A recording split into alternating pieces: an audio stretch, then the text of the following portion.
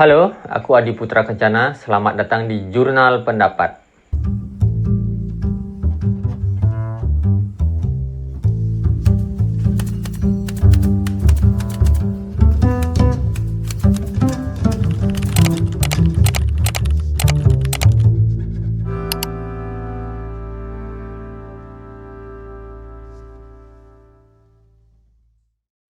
Wow, setelah sekian lama ya, channel YouTube Adi Putra Kencana koma karena sepi penonton. Ya, siapa sih aku? Terlepas dari semua itu, semoga mulai dari video ini aku komitmen semangat upload ya paling tidak sebulan sekali lah. Oke, kali ini kita akan coba mengulas atau membahas apa-apa saja yang terjadi pada lomba berganjur lomba berganjur pada ajang PKB ke-46 tahun 2024 ini. Dan yang paling terpenting ini nih, aku akan kasih tahu prediksi juaranya. Ya, tentu ini adalah menurutku ya, disclaimer dulu. Jadi di sini aku memprediksi bukan untuk menggiring opini publik atau apalagi menekan juri atau apalah, tentu tidak. Karena kan siapa saja boleh memprediksi dan tentu prediksiku besar kemungkinannya untuk salah. Nah, kemarin aku menyempatkan diri untuk menonton secara langsung ke Arde Chandra, ke Art Center, menonton lomba berganjur PKB ke-46 ini. Ya, aku berangkat dari sebuah penginapan di sekitar area Renon. Aku menggunakan jasa Grab. Ya, karena sudah pasti aku prediksi, dan bukan hanya prediksiku saja, prediksi banyak orang lah. Pasti tahun ini itu akan menciptakan lautan manusia di Arde Chandra, karena lomba berganjur tahun ini itu diadakan 1 hari, yang biasanya tahun-tahun sebelumnya itu dilaksanakan 2 hari. Kan ada 9 kabupaten kota nih, bisa kalau 2 hari, seharinya itu ada 4 dan hari 4 atau 5. Tapi sekarang seharinya ada 7. Ada 2 kabupaten kota yang tidak ikut, yaitu Karangasem dan Bangli. Jadi dilaksanakan sehari dengan jumlah peserta 7 ske. Dan benar sesuai prediksiku, aku tiba di Arde Chandra itu pukul 5 sore. Dan wow, sudah susah sekali mencari tempat duduk. Penonton sudah banyak dan yang tidak dapat tempat duduk pun sudah banyak, dan mereka berdiri. Konon katanya jam 3 sore itu udah ada orang nonton di sana. Coba bayangkan. Nah, tapi ya memang sejak tahun 2013 aku tidak pernah absen menonton lomba berganjur di Art Center ya, karena berganjur itu menurutku kan representasi jiwa muda banget. Di sana sangat mewakili kaula-kaula muda kan gitu kan ya. Jiwa muda kan sedang kompetitifnya, sedang ingin mencari pengakuan diri, mencari validasi. Nah, lomba-lomba berganjur inilah menurutku sebagai salah satu wadah di mana para kaula muda, para pemuda-pemudi itu mencari validasi dalam dirinya. Tidak hanya komposer dan koreografer atau bahkan penabuh dan penarinya, tapi ekosistemnya berkembang. Yang punya gamelan atau yang usaha gamelan, sewa gamelan itu pun beradu di sana, adu gengsi.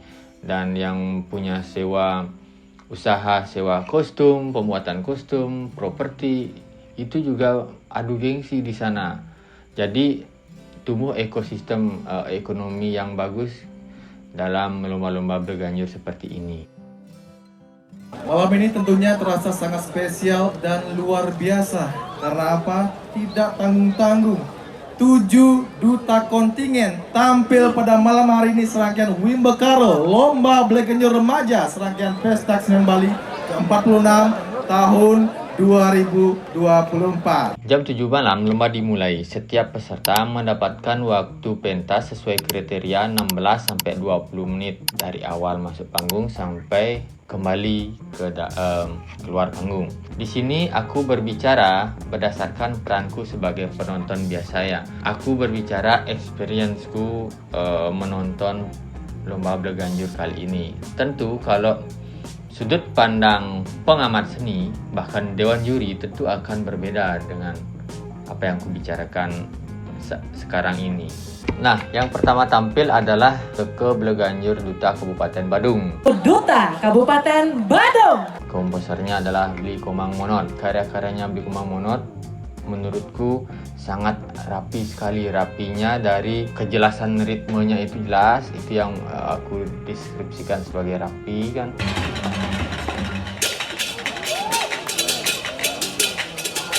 Tapi sayang, menjelang akhir pertunjukan ada salah satu juru reong, kalau nggak salah juru reong apa ya, pemain pencon itulah, itu panggulnya jatuh.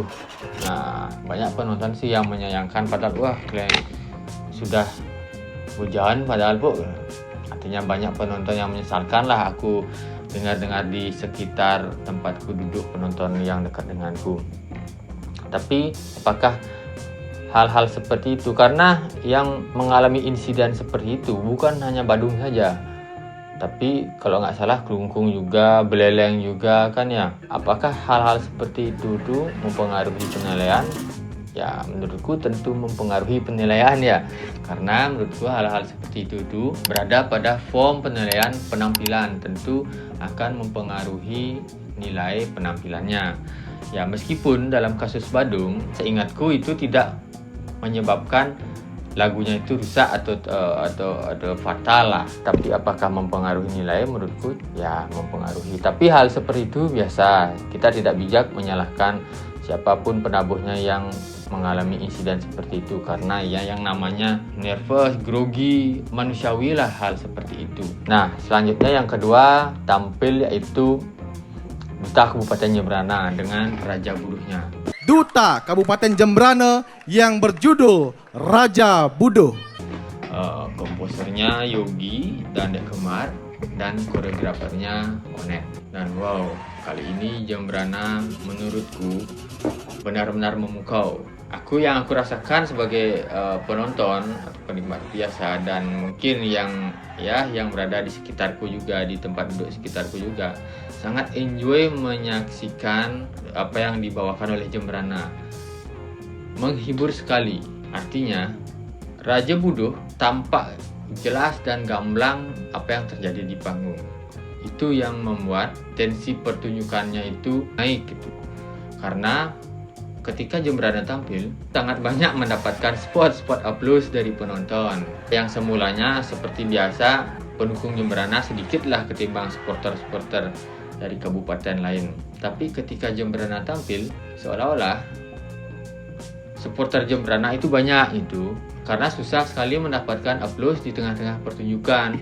Kalau di awal pertunjukan sama di akhir itu ya normatif lah, tapi ketika mendapatkan aplaus di tengah-tengah pertunjukan itu sesuatu yang bagus kan. Nah sampai akhirnya nomor undi 3 yaitu Kabupaten Gianyar tampil. Sebenarnya menurutku Gianyar tampil sangat rapi, tapi sayang yang terjadi di penonton waktu itu adalah ketika Gianyar tampil, penonton masih riuh membicarakan apa yang dilakukan oleh Jembrana dengan Raja Buduhnya. Jadi tembakan teknik yang dilontarkan oleh Gianyar itu seperti kurang diperhatikan oleh penonton seperti itu. Karena ya seperti yang aku katakan tadi, kayak Gianyar tuh terkena Jembrana efek tuh. Habis Jembrana dengan riuh penonton yang sangat enjoy menikmati pertunjukan Raja Buduh. Terus Gianyar tampil dengan karya yang sangat filosofis sekali, sangat rapi, kalem. Ya menurutku kalem dalam tanda kutip. Jadinya situasi di penonton itu sangat mencolok sekali, dari yang riuh menyaksikan Raja Buduh menjadi kentara sekali hening menyaksikan Gianyar. Dan ini pun terjadi sampai pertunjukan dari setelahnya, yaitu Kelungkung, Tabanan, dan Buleleng. Sampai ketika Denpasar tampil. Ketika Denpasar tampil, ini seperti menaikkan tensi pertunjukan secara keseluruhan ya. Karena ya fair saja, karena menurutku pada tahun ini tetap Denpasar yang memiliki teknik yang paling aku unggulkan atau tekniknya terkuat. Meskipun agak berada di bawah Denpasar tahun lalu ya, tapi pada tahun ini dari segi teknik Denpasar yang paling kuat menurutku. Denpasar mampu kayak terlepas dari Jembrana efek tadi, euforia yang sempat redup ketika setelah Raja Buduh tampil itu terasa kembali situasinya di penonton, atau karena supporternya memang banyak ya, aku nggak tahu juga. Tapi itu yang aku rasakan ketika duduk di bangku penonton menyaksikan pertunjukan atau perlombaan berganjur pada PKB tahun 2024 ini. Pada intinya semua peserta, semua seke dari masing-masing duta itu tampil sangat luar biasa sekali, sangat maksimal ya, terlepas dari berbagai insiden yang terjadi, misalnya seperti panggul jatuh atau gagal naik, sirkusnya gagal ya. Tapi ya itu manusiawi sekali, siapapun bisa suatu saat mengalami hal seperti itu. Dan tentu kita tidak bijak menyalahkan orang tersebut karena ya seperti yang aku katakan tadi, itu sangat manusiawi. Ya namanya grogi, mau gimana lagi ya kan, mungkin grogi mungkin. Ya tapi pada intinya seluruh peserta atau seluruh pihak yang terlibat dalam perlombaan kali ini itu sangat luar biasa sekali, baik skala dan iskalanya ya. Oke, yang aku prediksi mendapatkan juara berganjur menjadi pemenang lomba berganjur PKB ke-46 tahun 2024 ini adalah aku menempatkan 2 duta untuk merebutkan 1-2, yaitu Jembrana dan Denpasar. Ya, kenapa Jembrana dan Denpasar? Ya, karena menurutku dari segi teknik dulu ya, dari segi teknik Jembrana dan Denpasar tidak begitu jauh lah. Jembrana mampu mengimbangi Denpasar ya, meskipun Denpasar dari segi teknik fair aja masih di atas Jembrana. Tapi dari segi ide dan eksekusinya, Jembrana menurutku malam itu yang paling gamblang mengeksekusi idenya, paling jelas mengeksekusi idenya. Nah, berdasarkan hal itu, aku menempatkan tahun ini Jembrana yang mendapatkan juaranya 1 dan Denpasar 2. Nah, untuk juara 3 di sini aku menempatkan 3 duta. Ya, antara Badung, Gianyar dan Klungkung ya. Badung, Gianyar dan Klungkung. Tapi berdasarkan pengalamanku menonton, ini prediksi ngaco lah ini ya. Aku memprediksi Klungkung karena dari antara Klungkung, Badung dan Gianyar ini tekniknya hampir seimbang. Tapi ya kayaknya Klungkung sangat diuntungkan oleh gamelannya. Gamelan yang baik itu sangat mampu mendukung penyampaian apa yang artikulasi gending-gending yang dibawakan, sehingga malam itu teknik tembakan teknik yang diberikan oleh Klungkung itu sangat terasa lebih jelas nyampe ke telinga audien.